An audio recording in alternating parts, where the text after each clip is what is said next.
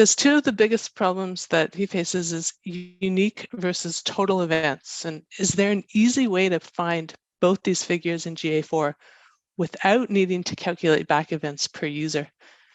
That's his first question. Yeah, I mean, I tend to use users rather than events, but you can obviously look at, I suppose it depends what you're analyzing really when it comes down to, I mean, it's good that GA has moved away from sessions, because I think sessions cause a lot of confusion.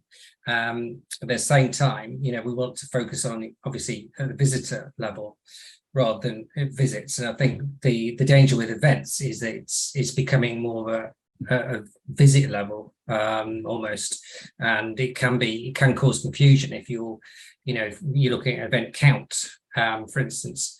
So I tend to focus on users looking at the unique visitor, and that's the key element for me, or metric.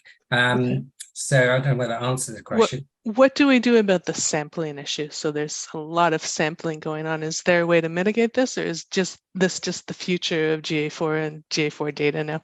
Well, I think this is one reason why it's good to export the data to BigQuery. I mean, the good thing about BigQuery is that the connection is free, and you do have a minimum amount of a sort of threshold before you start paying for both storage capacity and processing.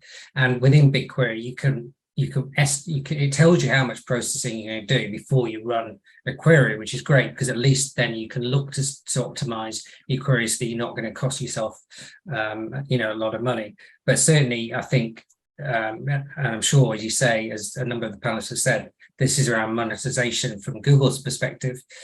But at the same time, it's also more practical if you can store the data somewhere where you can analyze it without the sampling, because the sampling comes in at 10 million events, which, for a site with a fair amount of traffic is not that many really.